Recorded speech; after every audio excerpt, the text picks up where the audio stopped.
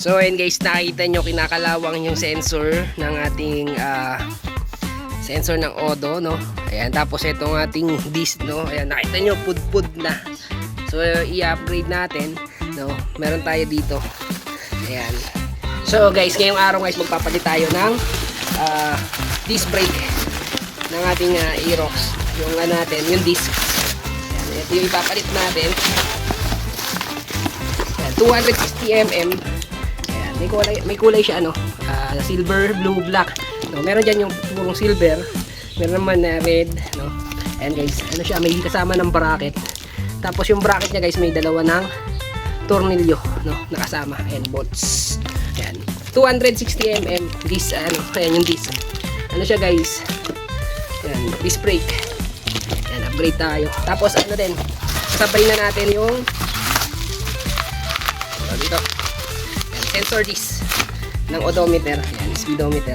Ayan, sensor disc. Ano siya? Stainless 304. Ayan. Kasama na din siya guys na ano eh. Ito. Ayan, flyman na mga flower wrench. Ayan, ito.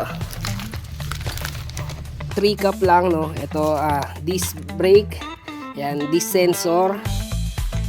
So guys, sa pagtatanggal nitong ano na to, screw na to, yan, flower, dito tayo nahirapan guys. Ito sa pagtatanggal kasi pumakat na siya, no, matagal na kasi siyang hindi na ano, tanong mo, nabungi na. Yan, pero isa natanggal natin. So ito naman yung isa. Yung isa naman yung ano natin, pagsubok. So guys, ito yung una natin tinanggal sa caliper, yung bracket. Ayan, ito, tornilyo flower. Saka ito, no, dito tayo nahihirapan, ayaw niya matanggal.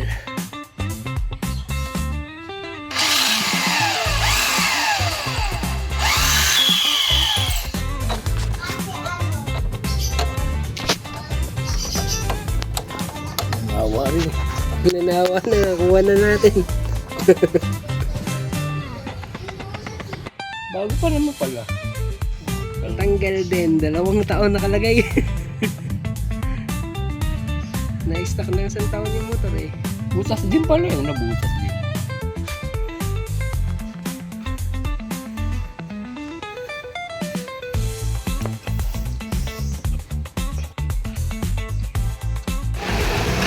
Wala rin ako ng ano, 6 weeks.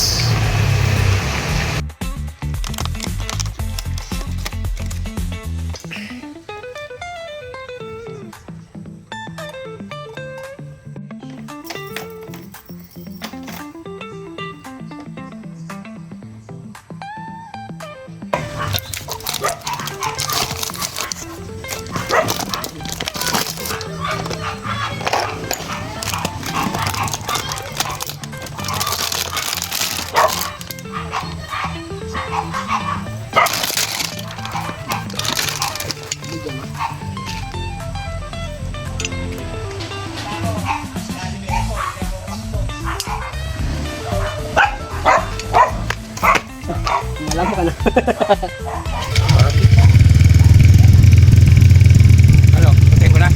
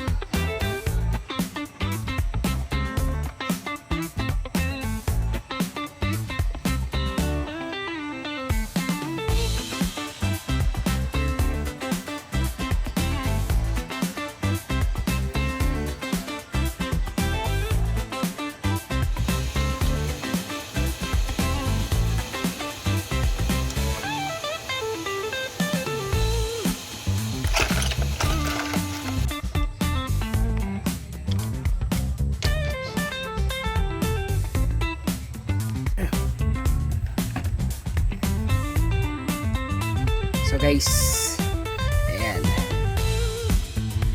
So ayan guys, nakakabit na natin. Ito siya. Ayan. is 260mm.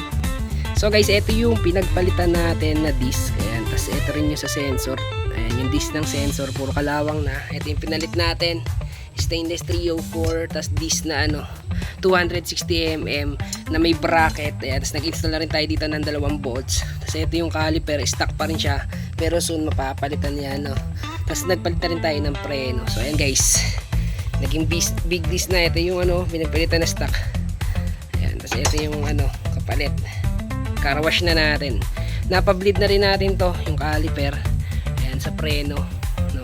So ayan guys, kung gusto nyo ng ganitong disc na 260mm, no, na big disc, saka itong sensor na to, stainless speedometer na may bracket pa to, no, yung disc natin, ilalagay ko guys sa yellow basket.